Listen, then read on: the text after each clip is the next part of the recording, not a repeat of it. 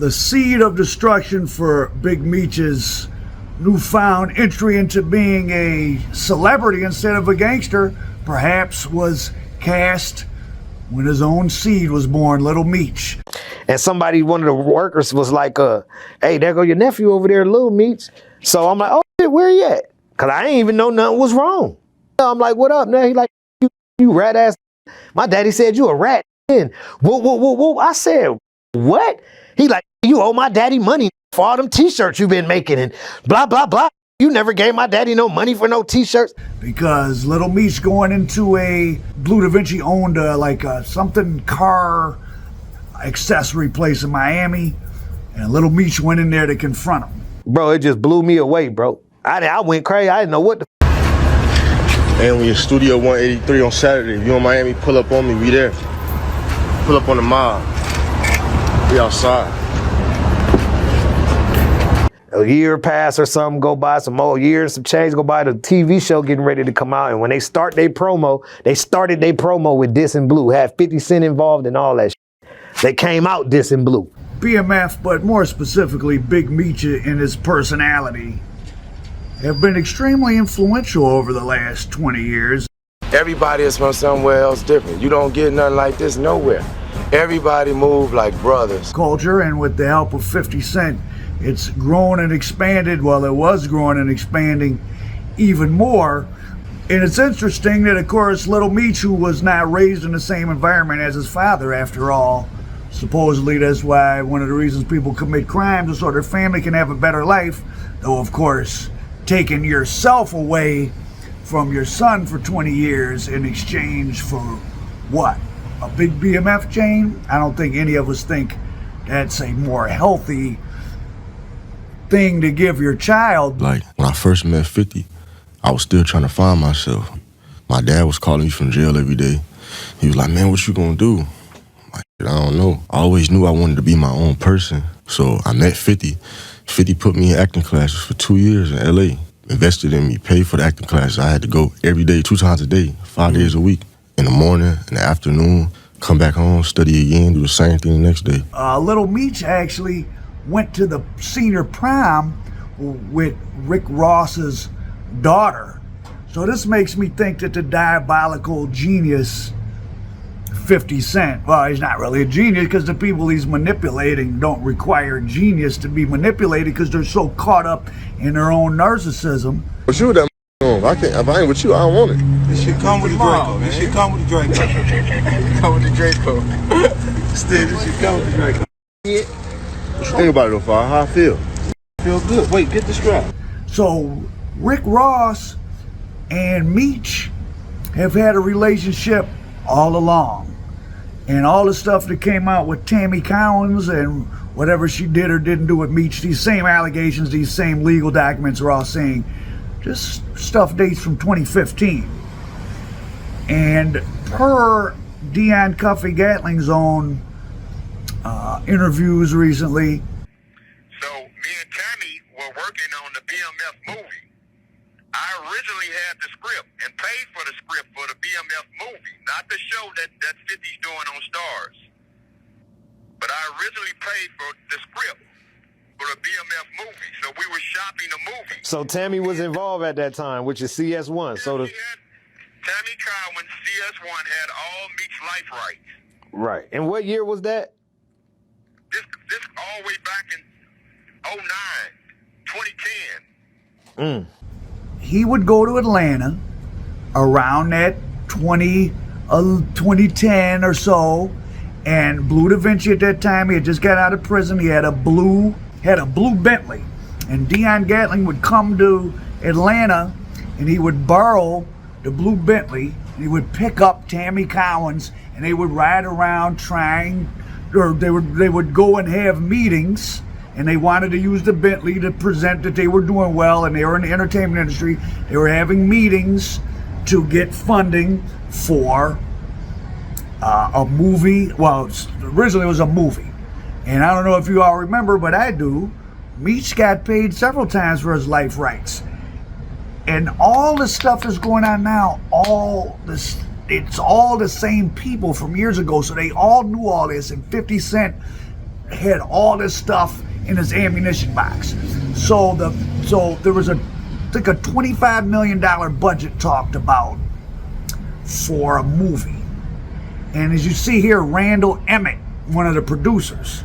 Randall Emmett, if you remember, he was married to the woman off of Vanderpump Rules, and Randall Emmett had the famous "I'm sorry, Fifty" text. I'm sorry, Fifty, because 50 Cent, aka 50 Cent, loaned him $1 million at one point, because Randall Emmett he's like a low budget film king. He has production credits on some big budget stuff like Kill the Irishman as well, but he does a lot of they're not straight to DVD, straight to streaming, like crime movies and stuff like that.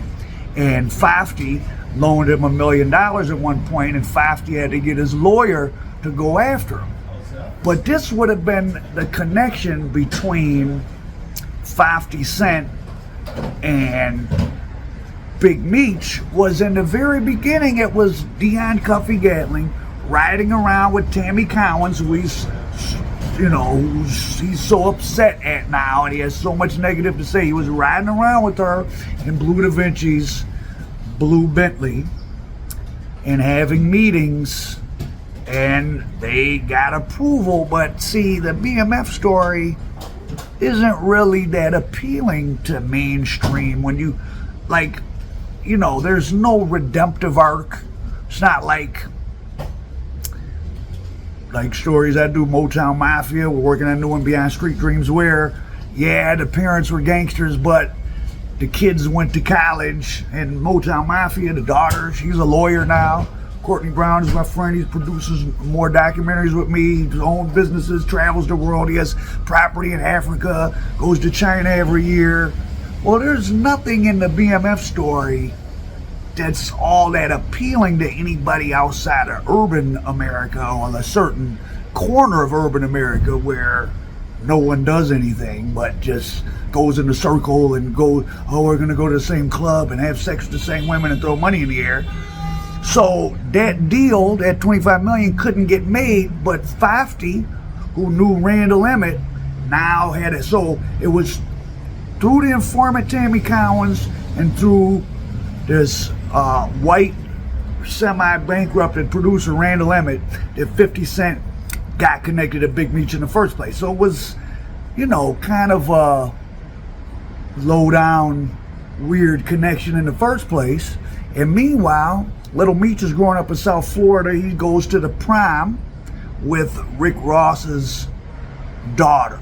So Meech was connected to Rick Ross through a personal way, and through Meech in a business way through Tammy Cowens, and Cuffy was a part of it years ago. It just took many years to come to fruition. So everybody now acting like, oh my God, this is all, and snitches and paperwork. All this stuff was known. Now, Mr. Gatling, you can feel however you want about him. He's a very serious person. And, he's doing 27 years. He took a plea, and in his plea it includes, I don't know, what's the exact federal charge? It's something like maintenance of a drug conspiracy through homicide or something, but basically several informants against him and his now deceased brother. His brother unfortunately passed away in prison, federal prison, not long after he was sentenced there some years back. His brother had an incident when his brother was taken into custody. The DEA had the house surrounded in St. Louis, and there were shots fired at the DEA, supposedly. So the Gatling brothers, serious guys. Tammy Cowens being frightened of him makes sense, because again, he's in prison right now for pleading guilty to having some murders done up to some people that informed on him and his brother. You can look up the DEA. Just look up St. Louis DEA Deon Gatling, and you can read the press release. So he's a real guy, and that case that he has is not really. The wiretap went on his phones because of what went on with Tammy Cowens and Meech. But then he was already doing stuff, and he did some other stuff, and he had those witnesses taken out.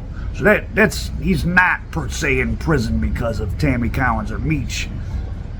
He feels like the feds got at him because of them, but the guy had already been to prison. His brother they were all already hot, which doesn't mean it's not snitching what Tammy Cowens did or informing. It is.